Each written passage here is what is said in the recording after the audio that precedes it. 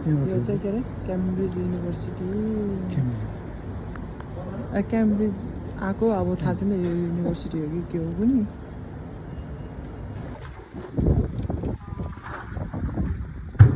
चाहिँ बोटहरू चढ्नु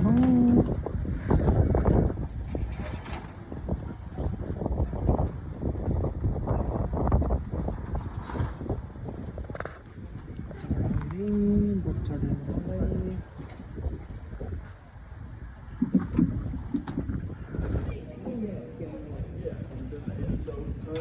After that, Cambridge began to grow into a civil settlement, and a little bit after, the Vikings came here in the 9th century, and they built the first bridge over this river, the River Cam. And they built it in a place which we're actually going to go past. I'll point it out.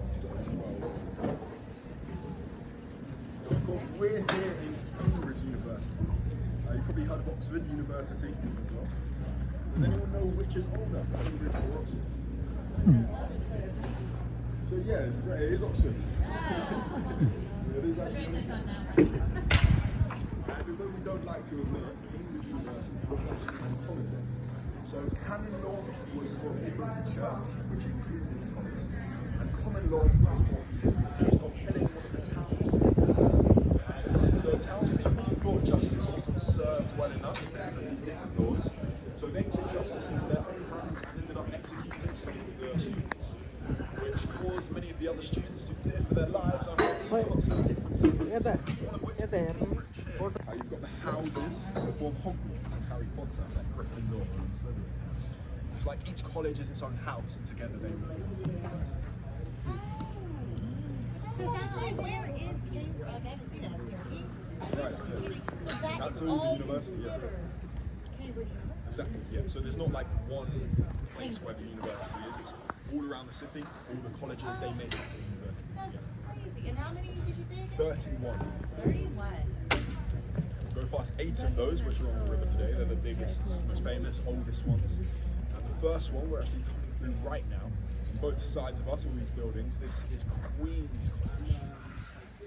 So although it's called Queen's College today, in another world it may have originally been called St Bernard's College.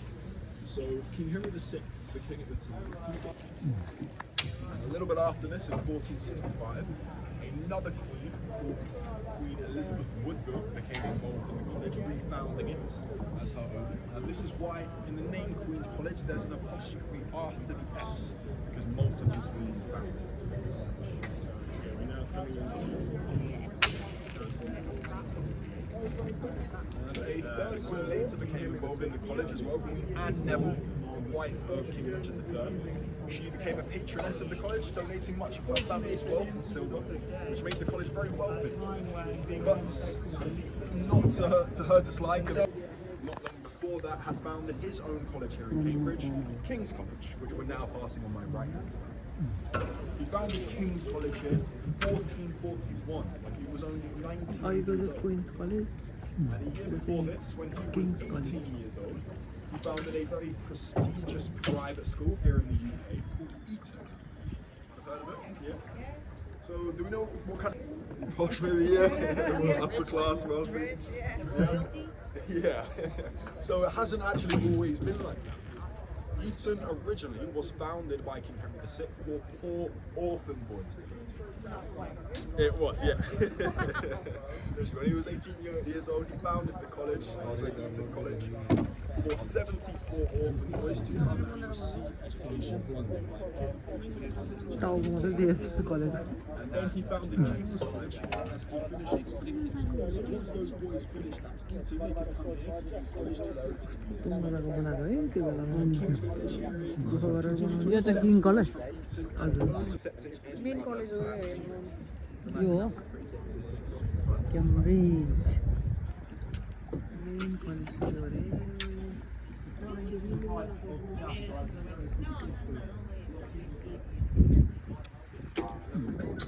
King's College, there's of course King's College Chapel, the two building on my right hand side there. Henry VI, he began the construction of King's College Chapel in 1446. a little bit later in Collegiate during a war called the War of the Roses. A couple different families, the York House and Lancaster House, went to war over the England. And after his capture of Chauffeured, and a little bit later, a very wealthy woman known as Elizabeth de Clare came involved in the college. Elizabeth de Clare was the granddaughter of King Edward I and the cousin of the king at the time, King Edward III. Although she had not a very nice early life, she was widowed 3 times by the time she was 26. All of her husbands died by illness or war, and after the third she took a vow of celibacy and devoted her life to charity, one of the reasons why she donated so much to the college. And of course, her cousin, being the king at the time, gave her permission to rebrand the college as her own.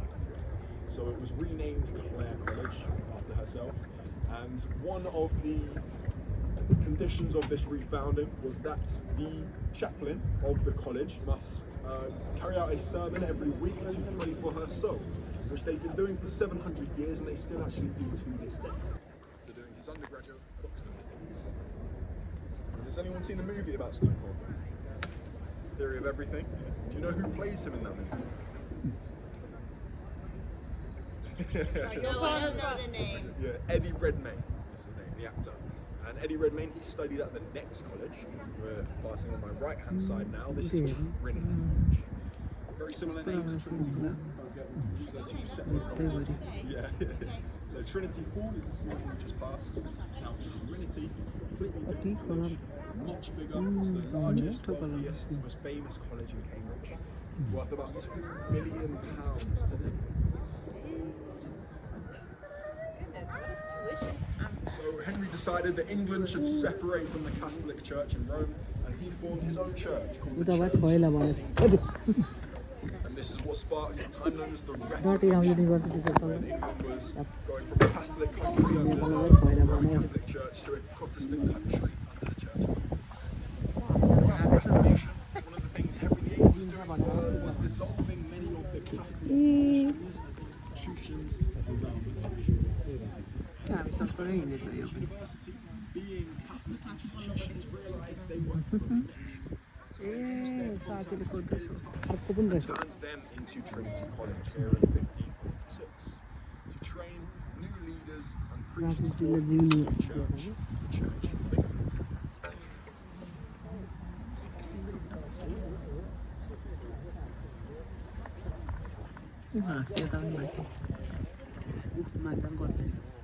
So this is the next college.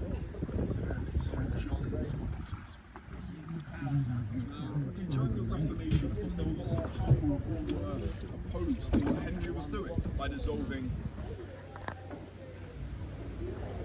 पहिला मान्छेहरूले त्यहाँबाट पुत्त चढेर मान्छेहरूले पहिला त्यहाँबाट पुत्त चढेर नाउँमा चढेर यो पानी चाहिँ पहिल्यैदेखिको रहेछ नि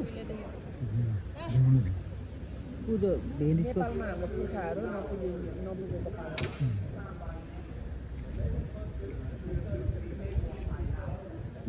के गर्छ त्यहाँबाट हल हानेर यतापट्टि आउने पौडी खेल कला तरी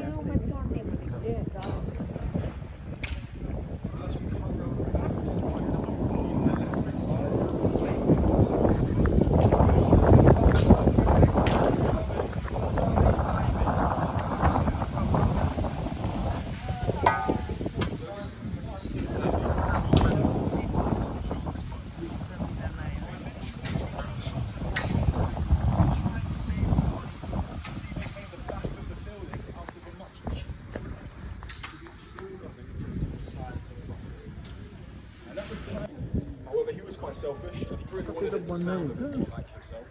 So he told everyone, instead of pronouncing it Magdalene College, they should pronounce it Magdalene College, after his own last name, Thomas Orwell.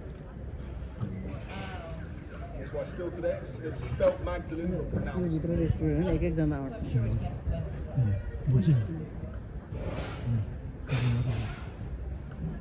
Now, do you remember at the start I mentioned when the Vikings came here, they built the first bridge? this is exactly where they built it. In this same spot where this new bridge is here. सबभन्दा This पहिला one's called Magdalene Bridge. It was built here in 1823. It was on the same site where the Vikings built that first bridge. पहिला It's also on the same site where the Romans built the first crossing. 2000 वर्ष अगाडिको bridge रह्यो है It wasn't a bridge, it was something that they forged built by the Romans. So a pile of rocks underneath the river, making it shallow enough for people to cross. And the reason they chose him to regurgitate the goldfish while it's still alive. सुनको माछा के भन्नु कलेजमा drinking सोसाइटीमा छिर्दाखेरि Now we're about to come back into Clare College. Has anyone heard of a man called James Watson? Like Sherlock Holmes? Not quite. No?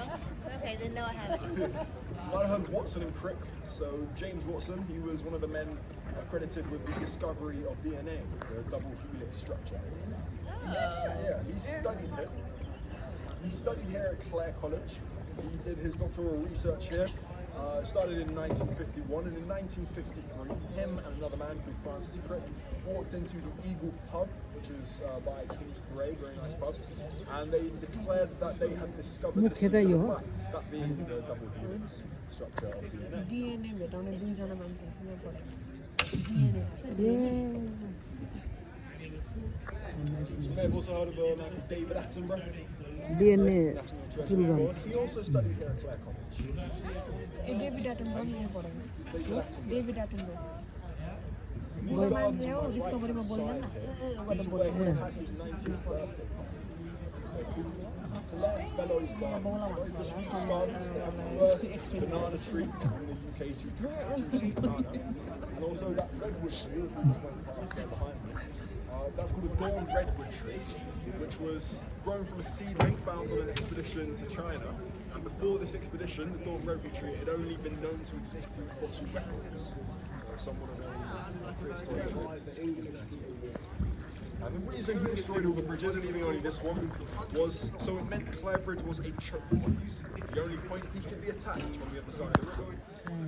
But it also meant it was the only bridge he could use to transport his forces north to fight the Vikings. Which is why, if you look behind me, in the middle of the bridge, right in the centre, see there's a slight bump. किनकि It dips down in the middle civil side. वर हुँदाखेरि And that's because of the great load his forces carried going back and forth on this bridge only during the course of the battle.